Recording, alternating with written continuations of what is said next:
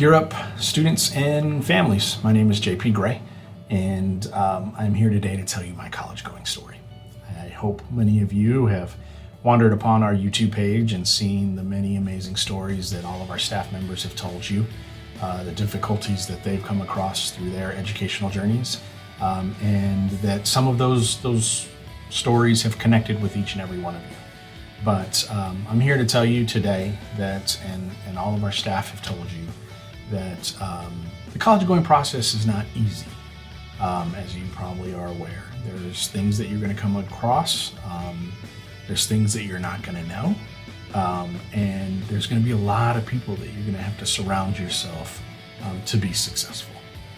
So a little bit about me. Again, my name is JP Gray. I'm the project director for Gear Up Nashville. And I am not originally from Nashville, Tennessee. I grew up in Las Cruces, New Mexico, a little town about 35 minutes from the Mexican border. My mother is an immigrant from Mexico. She moved here when she was very young. She immigrated to the United States, I think, at the age of 6 or 7, with my grandmother, so just the two of them. And they came here to pursue the American dream, right? My grandma wanted all the amazing opportunities that America provides for my mother, and enrolled her in public education right away. My father is from Little Rock, Arkansas, and he ended up in Las Cruces via his journey through his time in the Army.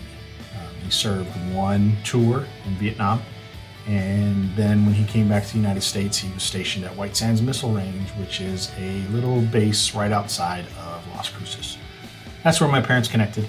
That's where I come from. And so that's kind of my background. As far as education, I never took it seriously. My parents were always involved. They always told me I needed to do well in school to have opportunities. But I just didn't know what that meant. I thought by being a good soccer player, I was going to be able to go wherever I wanted to go. And little did I know I was going to stop growing at 5 feet 8 inches. So not a lot of schools want somebody as short as I am. And so, the thought of playing big time sports at the next level and them just taking me no matter what my grades are, my ACT score was, came to a realization that I didn't have the academics I needed to go on to the next level. I mentioned earlier that my father served in Vietnam, and because of that, he had a lot of health issues, and which put a lot of things on the family to take care of. There were times where he spent time in the hospital, and we had to find different ways to support our family. So college, again, at that time, my father was entering a stint in the hospital, and I couldn't leave my mom, nor did I have the grades to go anywhere, to be honest. So I think things worked out in that way for a reason. But I attended a local community college called Doniana Branch Community College, very similar to Nashville State, for a year. I got my academics in order, or better than what they were in high school. And that allowed me to, again, search out colleges, send them a new updated transcript, because at that point in time, everything I did in high school kind of disappeared. It was all about what I did in my first year of community college now. So that was a relief, and I did well enough to get into college.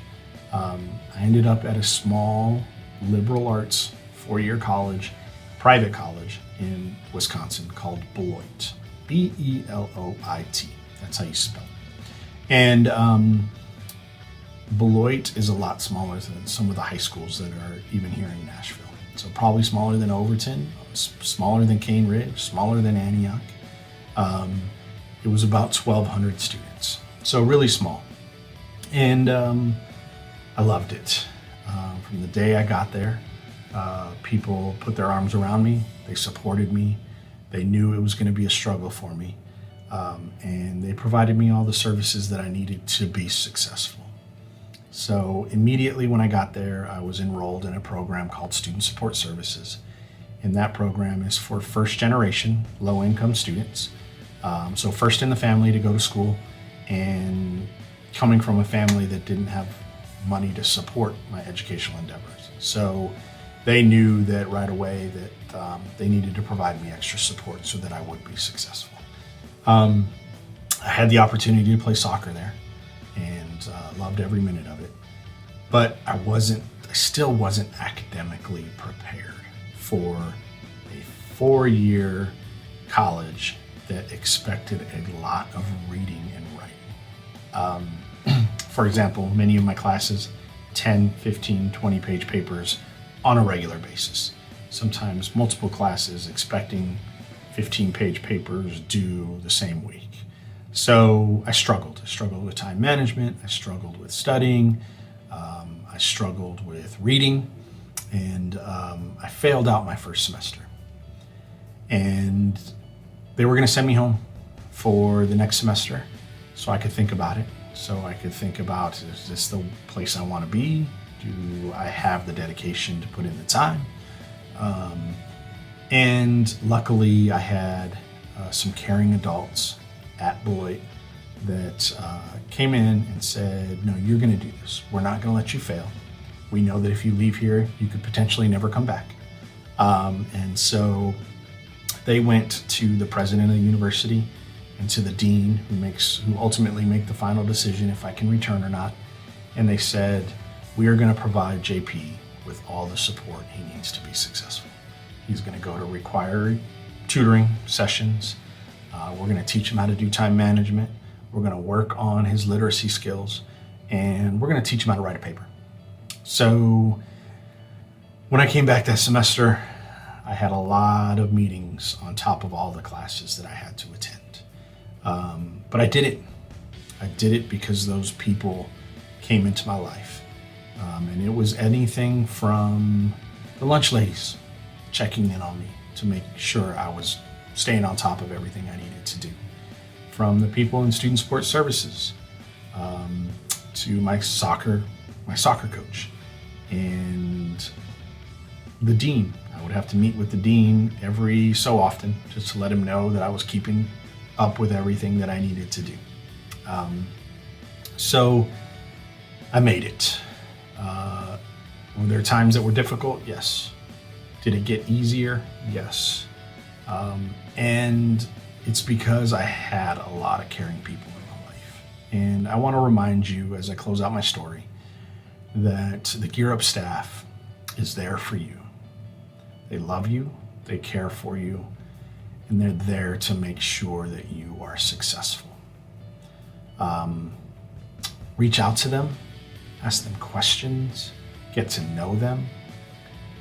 And if you do, you will have a plan in place by the time you graduate college. You will be supported. You will get to know people at the college of where you're going. They will make sure that you're connected to people that are going to wrap their arms around you and make sure that you are successful there. And that's what Gear Up is all about. I wish I had Gear Up in my high school when I was growing up. And I probably did. I just wasn't actively engaged. So please participate, get involved, get to know your Gear Up specialist, because they are wonderful people.